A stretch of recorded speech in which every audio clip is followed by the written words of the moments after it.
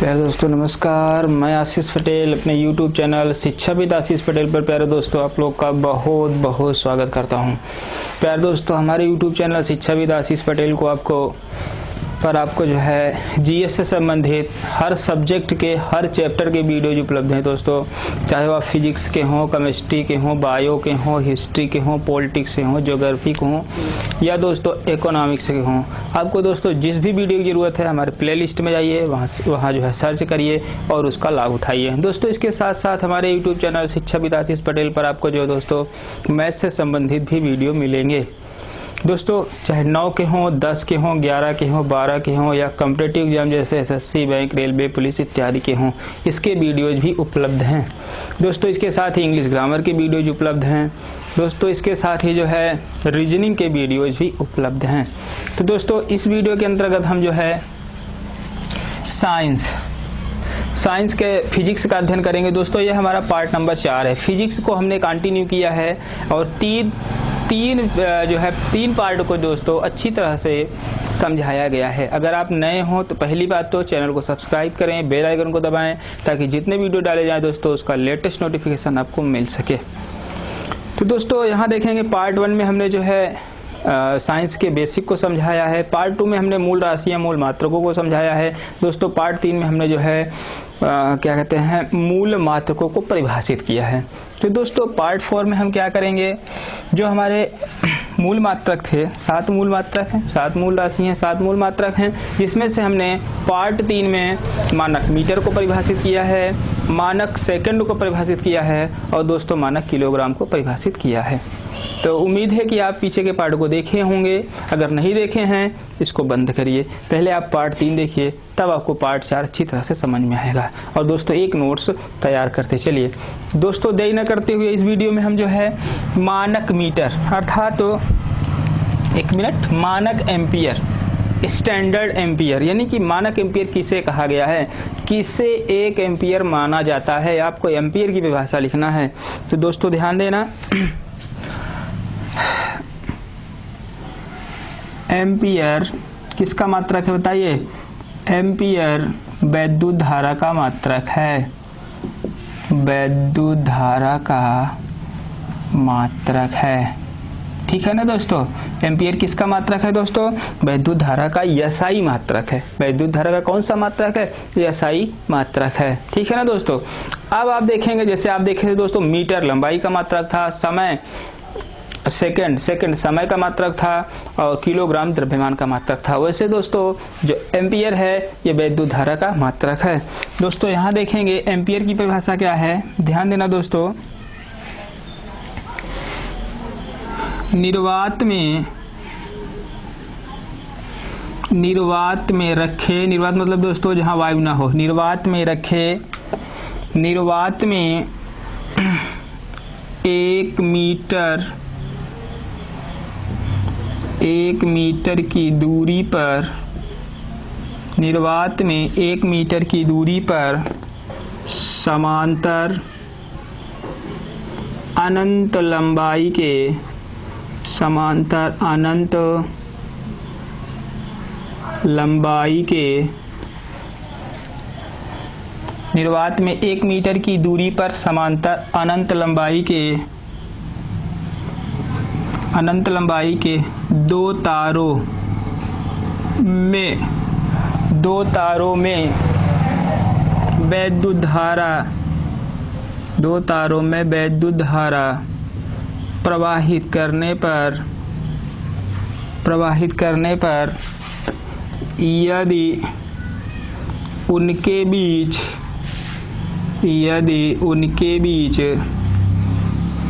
2 × 10⁻⁷ Newton का बल उत्पन्न हो, का बल वैद्युत बल उत्पन्न होगा ना दोस्तों, का बल उत्पन्न, न्यूटन का बल उत्पन्न हो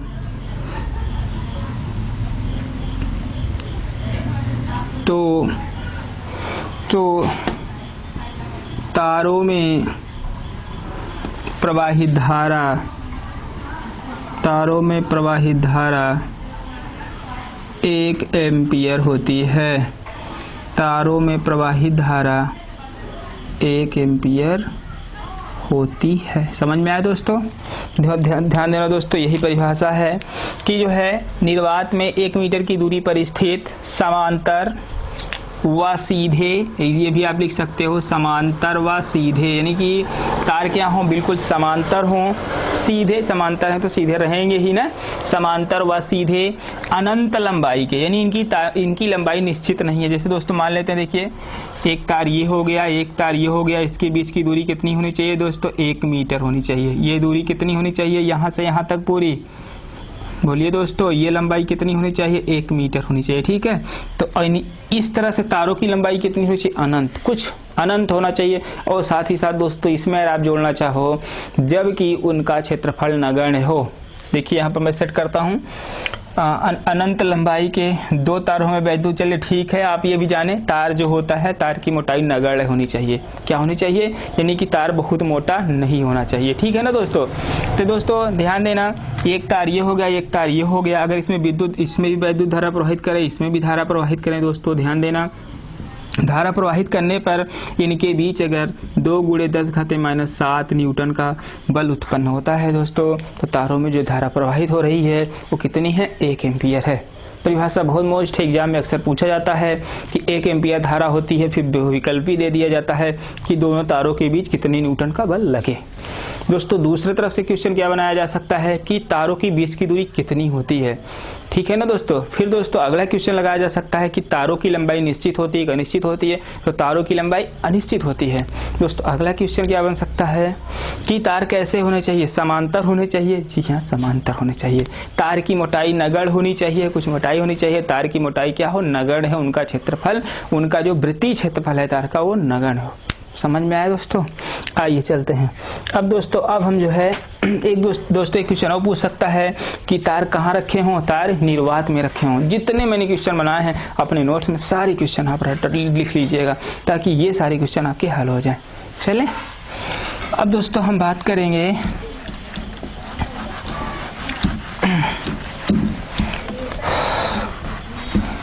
मानक केल्विन। आइए नंबर 5 होगा मानक केल्विन। ठीक है ना दोस्तों? अब यानी कि 1 केल्विन किसे कहते हैं? 1 केल्विन किसे कहते हैं? देख लिए परिभाषा दोस्तों। 1 केल्विन, ध्यान देना, परिभाषा है 1 केल्विन। 1 केल्विन जल के, 1 केल्विन जल के त्रिक बिंदु, जल के त्रिक बिंदु के उष्मागतिक, जल के त्रिक बिंदु के उष्मागतिक ताप, उष्मागतिक ताप का 1/273, जी हाँ, 273.16 वें या 1/76वां भाग होता है। समझ में आया दोस्तों? ध्यान देना दोस्तों, जल का त्रिक बिंदु, पहले आप इसको देखेंगे। जल के त्रिक बिंदु, जल का त्रिक बिंदु क्या होता है दोस्तों? वह ताप जिस पर जल, ठोस, द्रव और गैस तीनों अवस्था में पाया जाता है, वह ताप ही जल का त्रिक बिंदु। इसका लिखा त्रिक बिंदु या त्रिगुण बिंदु, यानी कि जहां पर तीनों गुण पाया जाता है। कितना होता है दोस्तों जानते हैं? 0.01 अंश सेल्सियस, ये जल का जो है त्रिक बिंदु होता है। या दोस्तों 273.16 केल्विन, ठीक है, या ये होता है। ठीक है ना दोस्तों? जल का त्रिक बिंदु। तो दोस्तों वही बताया गया है कि 1 केल्विन जो होता है जल के त्रिक बिंदु के 1/273.16 भाग को क्या कहा जाता है दोस्तों? 1 केल्विन कहा जाता है। ठीक है, एक परिभाषा इसकी और है दोस्तों, थोड़ा आप देख लें, मिटा दें इसको। व्यवहार में ध्यान देना दोस्तों, व्यवहार में सामान्य वायुमंडलीय दाब, व्यवहार में सामान्य वायुमंडलीय दाब पर गलते बर्फ का ताप गलते बर्फ का ताप तथा उबलते जल के ताप उबलते जल के ताप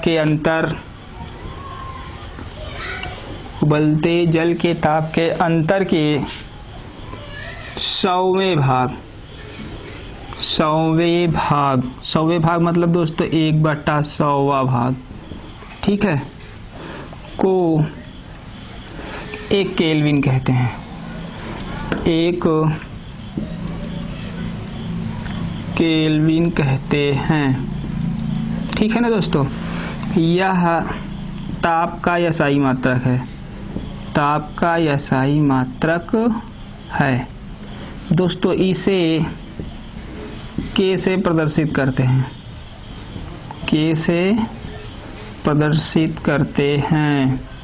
ठीक है दोस्तों। सेल्सियस में ध्यान देना, जो दोस्तों केल्विन होता है वो 273 प्लस सेल्सियस, ठीक है। अगर 273 अगर सेल्सियस में हम 273 जोड़ देते हैं दोस्तों, वह हमारा केल्विन ताप हो जाता है, ठीक है। तो दोस्तों आप इसे देखेंगे पहले कि व्यवहार में थोड़ा देखें, समान वायुमंडलीय दाब होना चाहिए और गलते बर्फ का ताप, मतलब जिस ताप पर बर्फ गलने लगता है वह ताप ले लीजिए, तथा उबलते जल का ताप ले लीजिए। दोनों के ताप का अंतर ज्ञात कीजिए। दोनों जैसे जल अगर उबलता है दोस्तों 100 सेल्सियस, गलता है तो 0 सेल्सियस, ठीक है। 0 से प्लस होगा तो गलना शुरू हो जाएगा ना, उसके बीच का जो दोस्तों अंतर होगा, उस अंतर का 1/100वां भाग करेंगे। कौन सा भाग करेंगे? 100वां भाग करेंगे, अर्थात उसमें हम 100 से भाग दे देंगे, ठीक है दोस्तों। और जो प्राप्त होगा वो हमारा क्या होगा दोस्तों? 1 केल्विन प्राप्त होगा। इसे दोस्तों यह ताप का मात्रक होता है और इसे हम K से प्रदर्शित करते हैं। और दोस्तों अगर देखें कि अगर हम सेल्सियस में 273 जोड़ देते हैं दोस्तों, तो हमें केल्विन ताप प्राप्त हो जाता है, ठीक है दोस्तों। उम्मीद है कि आपको दोनों परिभाषाएं बिल्कुल समझ में आई होंगी। थोड़ा दोस्तों वहाँ हम एक भूल के आए हैं, थोड़ा उसे हम डिस्क्राइब करना चाहते हैं। एम्पियर को दोस्तों A से प्रदर्शित करते हैं। थोड़ा आप लिख लीजिएगा कि एम्पियर को हम A से प्रदर्शित करते हैं, ठीक है। केल्विन को हम K से प्रदर्शित करते हैं, मीटर को हम M से प्रदर्शित करते हैं, सेकंड आया दोस्तों इसे स्मॉल a से प्रदर्शित करते हैं, किलोग्राम आया दोस्तों उसको kg से प्रदर्शित करते हैं, ठीक है। आइए चलते हैं। अब दोस्तों हम नंबर 6 देखेंगे। नंबर 6 है दोस्तों मानक कैंडिला,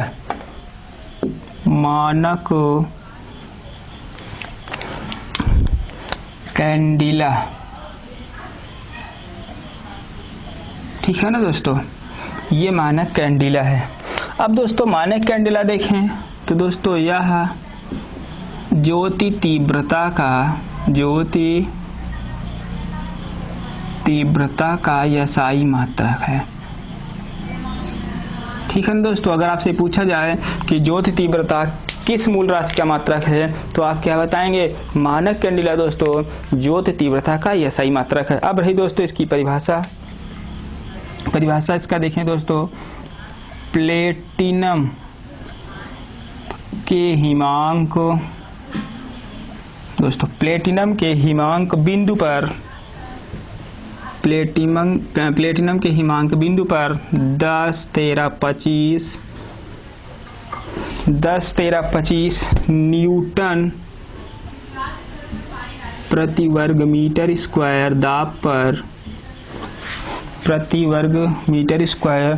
दाब पर किसी कृष्णपिंड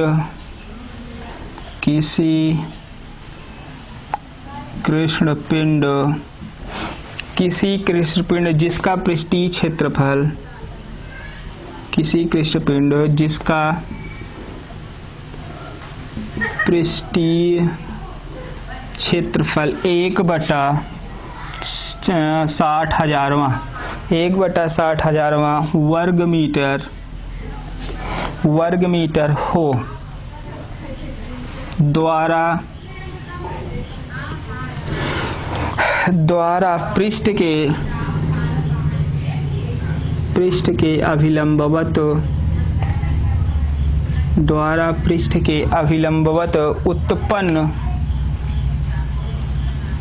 उत्पन्न ज्योति तीव्रता एक कैंडिला होती है, एक कैंडिला होती है। ठीक है ना दोस्तों। अगर देखें दोस्तों तो इसे CD से प्रदर्शित करते हैं। किससे दोस्तों? इसे CD से प्रदर्शित करते हैं। ठीक है। तो दोस्तों यहाँ थोड़ा समझने का प्रयास करिए, थोड़ा सा परिभाषा जो है बड़ी है। ठीक है। तो दोस्तों यहाँ देखेंगे आप प्लेटिनम का हिमांक, यानी प्लेटिनम धातु है ना, प्लेटिनम का हिमांक बिंदु पर दोस्तों कितना दाब होना चाहिए बताइए? 10, 13, 10,000, 13 नहीं, इकाई, दहाई, सैकड़ा, हजार, 10, 1,01,325 इतने न्यूटन मीटर का दाब हो। ठीक है ना दोस्तों। और एक कृष्ण पिंड हो जिसका पृष्ठीय क्षेत्रफल कितना हो? 1/60,000वां भाग हो। ठीक है ना दोस्तों। तब उसके अभिलंबवत पृष्ठ से दोस्तों जो प्रकाश निकलेगा, जो प्रकाश की तीव्रता निकलेगी दोस्तों, वह तीव्रता ही क्या होगी? एक कैंडिला होगी। इसे CD से प्रदर्शित करते हैं। थोड़ा दोस्तों यहाँ आप देख लें कृष्ण पिंड क्या है। ठीक है। कृष्ण पिंड या आदर्श पिंड वह पिंड जो पूरी ऊष्मा को उत्सर्जित कर दे या पूरी ऊष्मा को अपने अंदर समाहित कर ले दोस्तों, वह क्या कहलाता है? कृष्ण पिंड कहलाता है। तो परिभाषा आप याद कर लीजिएगा। ठीक है ना दोस्तों। आइए चलते हैं आगे। अब दोस्तों यहाँ हम देखेंगे मानक मोल आएगा। ठीक है। मानक मोल क्या है? मानक मोल, स्टैंडर्ड मोल। दोस्तों ये क्या है? यह पदार्थ की आणविक मात्रा का SI मात्रक है। ठीक है ना दोस्तों। पदार्थ की आणविक मात्रा का SI मात्रक क्या होता है दोस्तों? मोल होता है। ठीक है। अब एक मोल है क्या दोस्तों? ध्यान देना दोस्तों, 0.012 kg कार्बन 6C12 में परमाणुओं की संख्या को एक मोल कहते हैं। एक मोल कहते हैं। तो दोस्तों यहाँ पदार्थ की आणविक यानी पदार्थ में अणुओं की मात्रा का मात्रक है। ठीक है ना दोस्तों। तो दोस्तों अगर 0.12 kg हम कार्बन 6C12 ले लें, कार्बन का कौन सा समस्थानिक? पहला 6C12, 6C13, 6C14 होता है ना, तो उसमें आपको 6C12 लेना होगा। ठीक है दोस्तों। तो कार्बन का 6C12 क्या लेंगे हम? इतना kg जो है दोस्तों हम कार्बन लेंगे, और इतने में जितने परमाणुओं की संख्या होगी वो परमाणु की संख्या ही क्या होगा दोस्तों? उसे क्या कहेंगे हम? एक मोल कहेंगे। ठीक है ना दोस्तों। तो दोस्तों यहाँ देखें एक मोल बराबर ध्यान देना दोस्तों 6.023 × 10⁻23। ये दोस्तों अणु भी हो सकता है दोस्तों, ये परमाणु भी हो सकता है, और दोस्तों यह आयन भी हो सकता है। ठीक है ना दोस्तों। तो ये है, इसे अगर देखें दोस्तों तो इसे मोल से प्रदर्शित करते हैं या MOL नहीं, पूरा होता है, लेकिन जब प्रदर्शित करने की बात आती है तो केवल हम MOL लिख देते हैं, लेकिन मोल ये होता है। ठीक है दोस्तों। अब देखें दोस्तों ये क्या है? 1 मोल बराबर इतना हो गया है ना, 1 मोल बराबर इतना। दोस्तों ये क्या है? अगर दोस्तों आप देखें तो ये अवोगाद्रो संख्या है। अवोगाद्रो संख्या का मान भी यही है। ठीक है। तो 1 मोल जितना होता है दोस्तों, वही 1 मोल संख्या ही को क्या बोला जाता है दोस्तों? अवोगाद्रो संख्या के नाम से भी जाना जाता है। तो दोस्तों हमने मूल मात्रकों को, 1 मिनट, हमने यहाँ 7 नहीं लिखा का, ये 7 होना चाहिए ना दोस्तों। हमने जो है मूल मात्रकों को भी परिभाषित किया। सबसे पहले मीटर को, उसके बाद हमने सेकेंड को, उसके बाद दोस्तों हमने किलोग्राम को, उसके बाद हमने आज अभी तुरंत हमने किसको अगर देखें सबसे पहले एम्पियर को, एम्पियर के बाद दोस्तों हमने केल्विन को, केल्विन के बाद दोस्तों हमने मोल को, मोल के पहले दोस्तों हमने कैंडिला को। ठीक है ना दोस्तों। तो दोस्तों उम्मीद है कि आप बार बार देखेंगे और आपको पूरी तरह से समझ में आएगा और आप दोस्तों नोट से बनाते चलिए। खुद देखिए दोस्तों, अपने दोस्तों में शेयर करिए। धन्यवाद।